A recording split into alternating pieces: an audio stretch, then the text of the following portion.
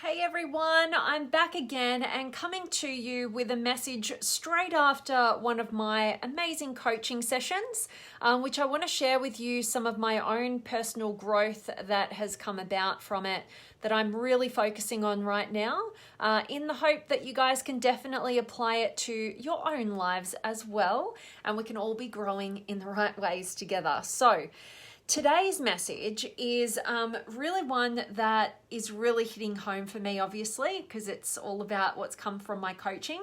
And it's all about, it's not actually what you do, it's actually what your intention is behind what you do that really matters. Okay, and so when I talk about that, what I'm really meaning is, those things that we can get caught up in a lot of the time that we think are potentially healthy for us, that we think, what we're doing is really, really good, but then we can find that we get ourselves into this burnout, or maybe nothing's ever good enough, or we're just feeling a bit lost.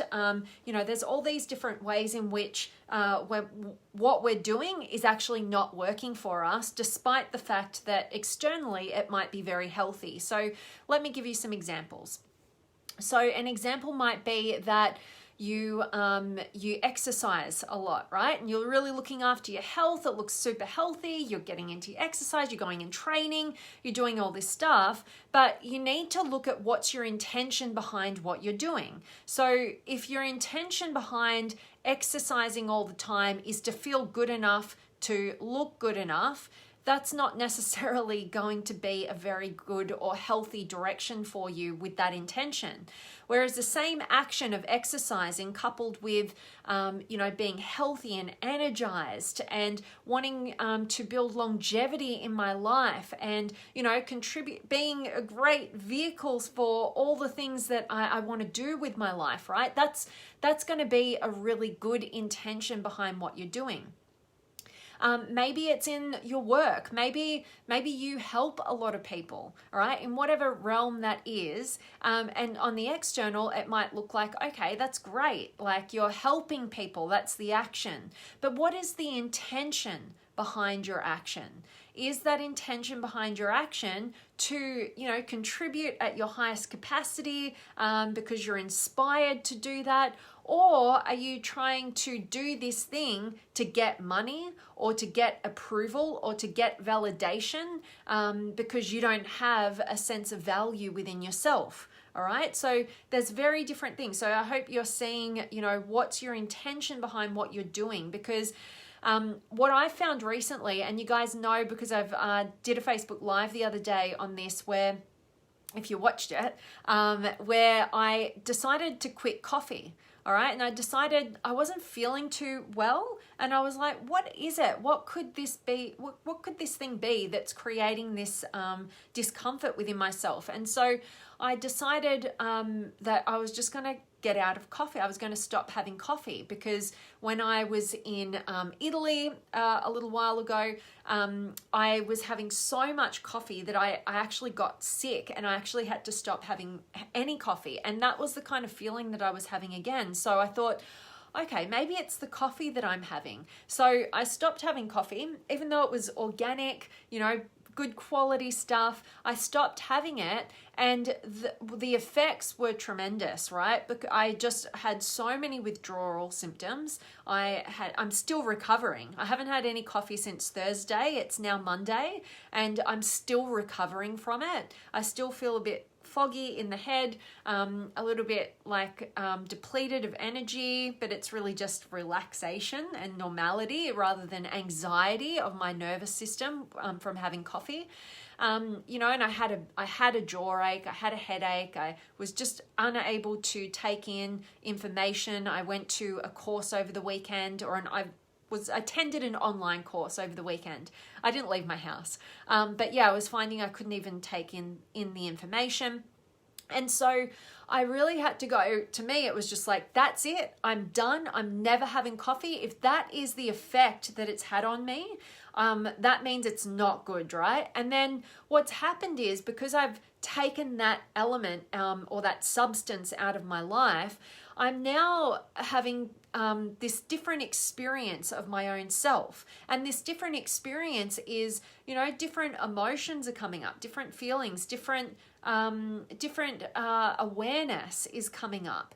And I am having to actually process that and feel that through and think about what's actually going on there and gain a higher level of awareness around, those things that I'm like, the intentions behind what I'm doing.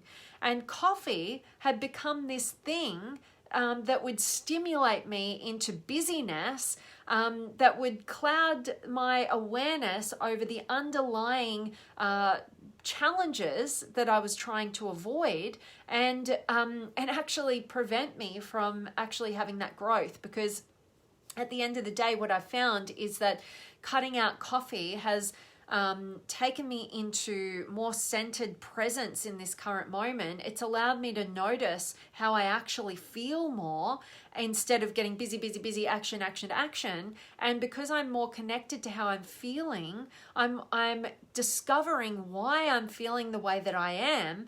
And what I've actually been able to discover is that this having a lot of coffee and keeping really busy has been a good distraction from my fear of not being good enough, not being able to contribute at my highest level, or, all those fears that we definitely have. And I can take it into multiple different areas of my life right now, and I can see even a big aha moment for me today has been realizing that I have used the realm of relationship to distract me from a deeper fear and insecurity of not being good enough and feeling like I have to get more, achieve more, get more tools, get more experiences, so that I can actually be of value to contribute to the lives of others.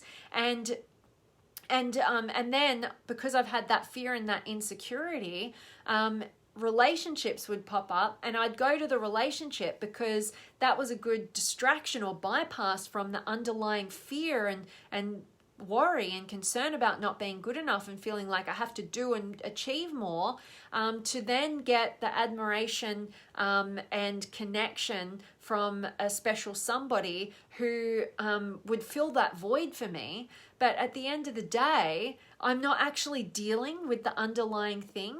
So, even my intention I'm looking at in relationship, and of course I didn't know this at the time, but upon reflection and, in hindsight, I'm able to see a lot of my intention behind that was escapism from my real fears, and moving forward in a direction that I'm inspired by, but haven't yet done the work on fully to be able to just clarify like what work I need to do in order to move forward from the right intentions and not the wrong ones, not for external validation or having my value determined by an external source, but actually having this time right now out of relationship, cutting out coffee. I'm about to start a 7-day juice fast because I know that food can be a distraction for most of us,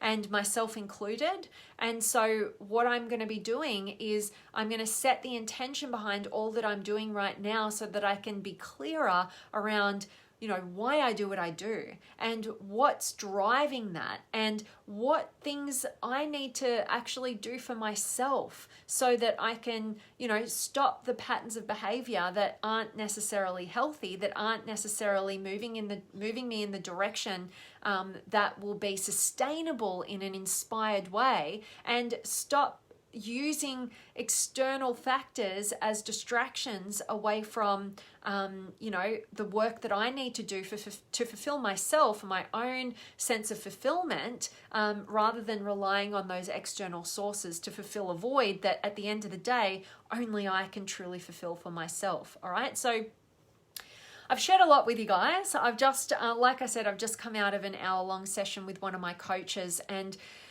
Yeah, it's been really good, coupled with quitting coffee, like I said, not having any reliance on, anything in my external world to keep me going that's actually keeping me blinded from my own deepest fears that I actually need to bring out into the light so that I can see them and navigate them and, feel through it and actually be fully aware of the intentions behind all that I do. All right. So hoping that me sharing this with you guys is of value. Like I said, I'm still like an addict, really struggling with not having the coffee on a physiological level and probably an emotional level too, right? Because it keeps me busy and active, and now I'm having to sit with my feelings.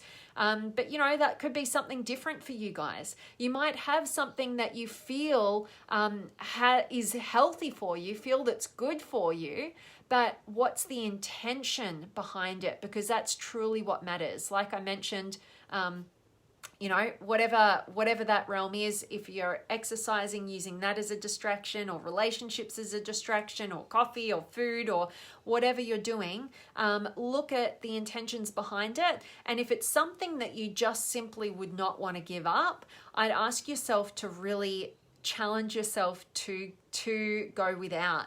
Go cold turkey on it and see what really comes up for you, because what comes up for you is the very thing that you've been avoiding on a subconscious level. And if you allow it to come up to the surface and you have the courage to face it, it will dissipate and you'll actually glean wisdom and the lesson from what you've been trying to avoid, rather than trying to push it down and avoid it and ignore it on a subconscious level, which at the end of the day, it's driving you. All right. And so you don't want things out of your consciousness driving you. You want to be the conscious driver of your life. And so it's really, really powerful to cut away the things that you feel you can't do without, so that you can realize what's underneath them, what you've been avoiding. So those things are no longer driving you, because you're bringing it up to the surface, you are owning it, and you are taking the wisdom and making sure that all that you do is done with a good intention behind it. All right, so definitely want to check in with you guys. Let me know where in the world you're tuning in from. Say hi, drop me a comment. I've got some more amazing interviews coming up for you this week on my Instagram channel. So we have got 3 interviews. No, I've got 4 interviews coming up for you this week. It's a big week this week. So tomorrow, so we've got Tuesday, Wednesday, Thursday, and then Saturday. So can't wait to share these next amazing individuals with you guys, so that you can, bask in their amazing wisdom, as I will be, and really tap into inspiration, get out of your fears, get into your growth, and start moving in an inspired direction. So let me check in with you guys. I've got Judy and Helen and Zena and Zahid suggest some books on self-esteem, share tips on building self-esteem. I love that, Zahid. Self-esteem is a really good one. Where I've gained my most empowered knowledge on self-esteem has actually been through the work of NLP, or neuro-linguistic programming. So one of what we call our meta programs, so this is going to sound very theoretical, so I'm going to try and simplify it. But at the end of the day, all of us have all these different programs that run us based on a multitude of different things, usually, our experience and so forth, from childhood upwards. And we've created these particular programs or frameworks, kind of our model for viewing the world, and how we value different things. And one of what we call your meta programs is this meta program around self-esteem. And it's actually bigger than all of them, because it's really determining how you operate, the intentions behind all that you do, like we're talking about. And at the end of the day, people get very confused with self-confidence and self-esteem. But self-confidence is, that belief in your ability to do a certain task, your capabilities, right? Whereas self-esteem is connected to your inherent value, right? Just because you're a human being, that makes you valuable, right? You're no more or less valuable than me, right? And no more or less valuable than any other person, just simply because you're a human being. You know, self-esteem is having that real solid knowingness around, you know, you're valuable no matter what you've done or not done, no matter, you know, what you've achieved or not achieved. It doesn't matter. Your inherent value, knowing that, is your self-esteem. But most people confuse it with self-confidence, and they don't feel valuable because they don't feel like they've got high enough capabilities in certain things that you can learn about and do. And that is what is creating a real problem with our self-esteem. So not saying it's easy to get into that sense of knowingness of your inherent value in the world that we live in.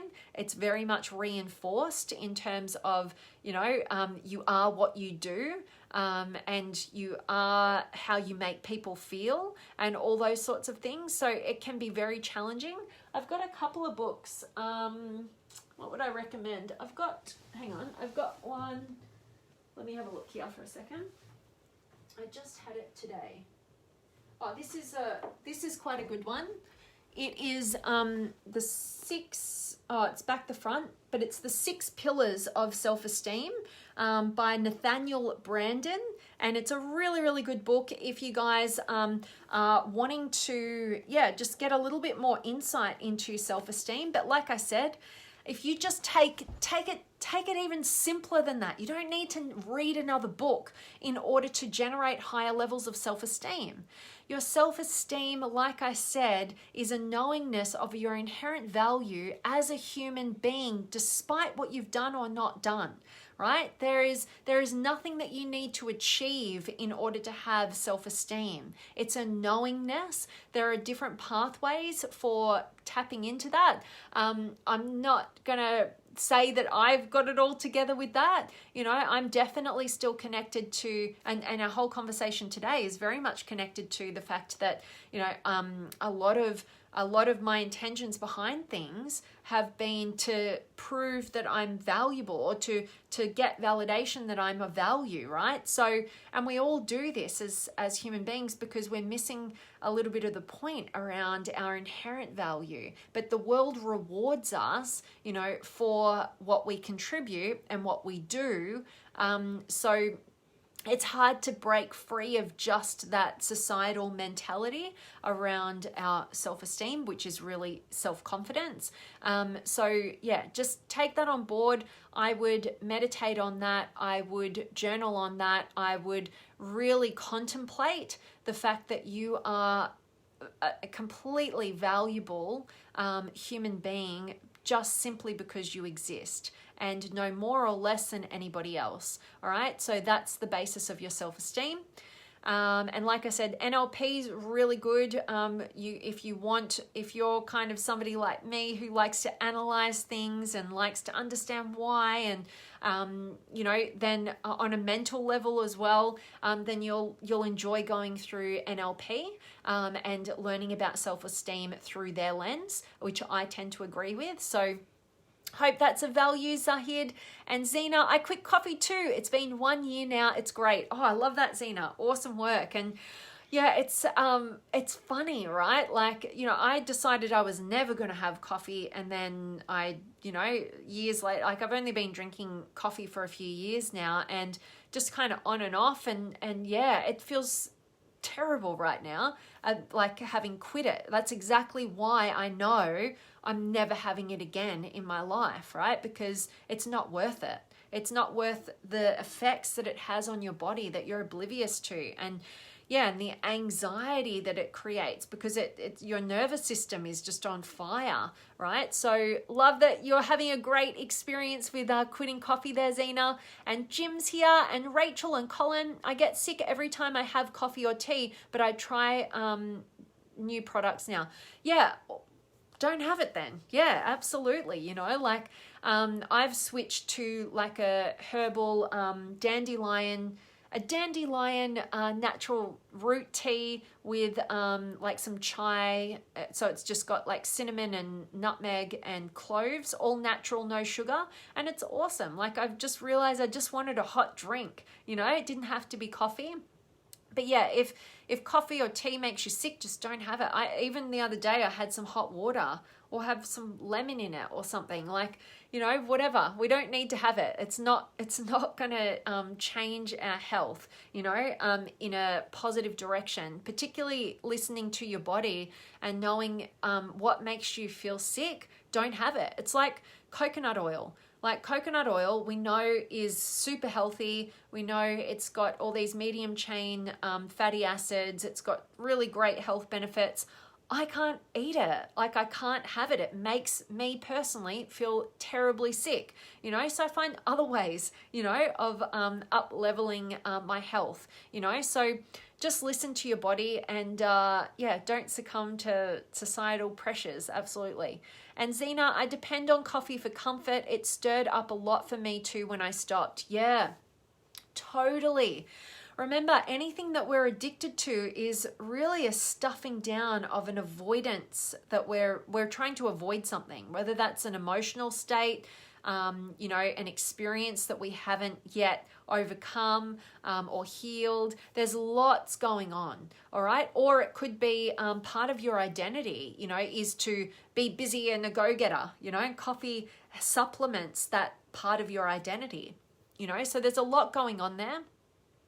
So I think it's really powerful to identify our crutches, you know, and to remove them and see what really comes up for us, because we're the kind of people who are committed to our growth and our freedom and to truth, to deeper truths. So if you want to be able to tap into higher levels of your awareness so that you can be and you know, unveil the best person that you are, then you want to get rid of all those crutches. So identifying them is key. And I mean, the amount of people I speak to who are just like, no, I'm fine with coffee. Yeah, I drink it every day. Yeah, but I'm like, okay, we'll test out not having it, and they just won't do it, you know? And this, well, spoken like a real addict, myself included. Before I was just like, hang on a minute, I think this is making me sick. I'm going to try this. And well, so love that, Zena. And Damon's here as well. And Daryl, you're loving Tim Hortons coffee.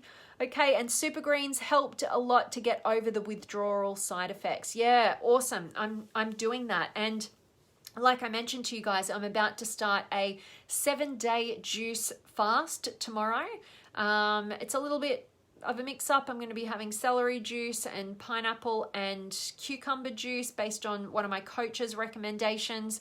And I'm going to throw in a little bit of organic bone broth as well. Just so I'm covering all bases, but it's really just a reset and a cleanse and a detox, and get rid of the caffeine out of my system as well, so that I can make sure that I'm definitely level-headed and aware, and everything that I'm doing is at the highest level of my energy and potential, and for all the right intentions. So see what comes up for me. So yeah, who knows what this week is going to be on these interviews and doing some lives with you guys. But love that, Zena. And Rachel and Colin, you're from Queensland. Oh, I miss Queensland. I was living in Noosa and decided to come back here to Melbourne when the borders were closing, so I didn't get locked out and away from everybody, because I would have been pretty isolated up there.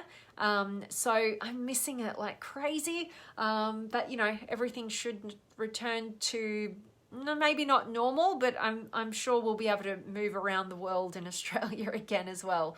So love that. And Dam's here as well, and Jed and Nathan and Michelle. Awesome to see each and every one of you guys. I really hope that what I've shared with you guys today on a deeply personal level has supported you, and you've been able to apply it to your life so to work out, you know, what are the things that you're doing and what's the intention behind what you're doing. You know, even if it looks like a healthy thing, you know, look at like what's really driving that. And sometimes removing our crutches or our comforts can really help and support us to bring to the surface those things that we've been totally oblivious to, that we have not been dealing with, we've been in total avoidance of.